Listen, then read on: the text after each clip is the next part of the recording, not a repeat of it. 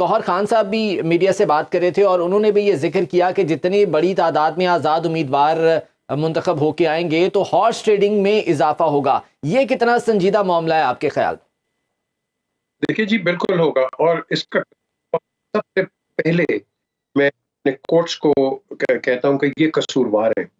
आप पहले बैठ के जजेस को ऐसी ऐसी सजाएं देते हैं और उसके बाद आप ही नवाज शरीफ को एक्ट कर देते हैं। आपने 11 साल आसिफ जरदारी के साथ क्या किया के बाद सदर पाकिस्तान आपने बना दिया।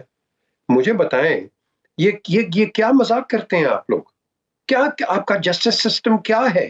प्लीज मुझे ये बता दें आप। या तो आप, मैं तो कहूंगा नवाज शरीफ को भाई कॉम्पनसेशन मांगो, आसिफ जरदारी से भी कहूंगा कॉम्पनसेशन मांगो। लेकिन बड़ी जो चीज यहाँ है कि जितने भी ये जमहूरियत के चैंपियंस खड़े हुए हैं, इनको आज जमहूरियत का साथ देना चाहिए था। ये इन्होंने तो जमहूरियत को भगाया अपने आप से। इन्होंने भगाया क्यों है? क्योंकि हम लड़ेंगे, ये नहीं लड़ेंगे। अगर ये नहीं लड़ेंगे तो फिर आपकी जमहूरियत कैसे कंप्लीट होती है, मुझे बताएं। और आपने सही कहा, गौर किया, सही बात कर रहे हैं। हॉर्स ट्रेडिंग आपकी शुरू हो जाती है। नजरिया कहां चला गया आपके? कहां नजरियात हैं आपके? नजरियात हैं? कोई नहीं है। ये जमात इस्लामी को देखो, इनमें से कोई बंदा है, कोई बड़ा बंदा निकला है जाके दूसरी पार्टी ज्वाइन कर दी। ये नून से भी निकल आते, पीपल्स पार्टी से भी निकल आते हैं, वो आज पीटीआई से भी निकला है। नजरिया क्या है? या तो सिर्फ नजरिया ये है कि इलेक्शन आओ, इलेक्शन में जीतो, मुझे कुछ मिल जाए। और भाई तुम्हें मिल जाए, अल्लाह तुम्हें सब कुछ दे, लेकिन अवाम के लिए क्या करोगे? क्या इन कोर्ट्स को पता नहीं है? ये डिसाइड नहीं कर सकते अवामी फैसले। अवाम का वोट होता है हर मुल्क के अंदर, कोर्ट्स का वोट नहीं होता। एक आदमी पूरे एक इलेक्टोरेट को उड़ा नहीं सकता। ये जमहूरियत नहीं होती है। आप देख लो, जिसने ट्राई किया रोमन एम्पायर से देख लो आप, जिसने ट्राई किया एंड में उसका रिजल्ट क्या होता है। हिस्ट्री बताती है ना। हम करेंगे, हम तो हिस्ट्री को कोट करके आपके सामने आपके उसकी बता देंगे एनालिसिस। द क्वेश्चन इज कि हम क्यों नहीं फेयर होते? मुझे बताएं क्या वजह है? हमारी क्या इतनी दुश्मनी है? सोशल मीडिया पे अपने गंद मचा के रख दिया है, पाकिस्तान का बेड़ा गर्क करके रख दिया है। कोई तनकीद कर रहा है, कोई उधर से कर रहा है, कोई अब जजेस के ऊपर भी आ गए, ये दो भाग गए, हो गया अपना। ओ भाई क्यों क्यों ये हम क्यों कर रहे हैं? ये आप अपने इदारों को फिर ये कहते हैं ना जी हमारे इदारे खराब हो गए। आपका सबसे बेस्ट इदारा जो कि फर्स्ट डायरेक्ट कांटेक्ट पब्लिक के साथ, पुलिस का बेड़ा गर्क कर दिया पॉलिटिसाइज करके। अब पुलिस का कहां आपको वो इंसाफ दे सकती है? क्योंकि पॉलिटिसाइज हुई भी है वो। तो इसलिए आप हर इदारे को छोड़ दें, इंडिपेंडेंट रखें और तब आगे चलेंगे। और जब तक आप आपस में मिल के, आज भी मैं समझता हूं डैमेज कंट्रोल है, बैठ के फैसला नहीं करते कि जो भी होगा हम इसको साथ लेके चलेंगे, वरना 1.5-2 महीने भी बहुत बहुत ज्यादा है। ये गवर्नमेंट को सर्वाइव नहीं कर इदारों को मजबूत करना सबसे पहली जो है वो शर्त है। बिलावल भुट्टो ये कह रहे हैं कि अपना वोट जाया ना करें बल्कि तीर को वोट दें। इस तमाम तर सियासी सूरत हाल पर क्या तबसरा करेंगे? देखिए, जब कोई भी स्टेटमेंट्स देता है इलेक्शन से तो आप अपना कॉन्फिडेंस लूज कर जाते हैं एज अ वोटर।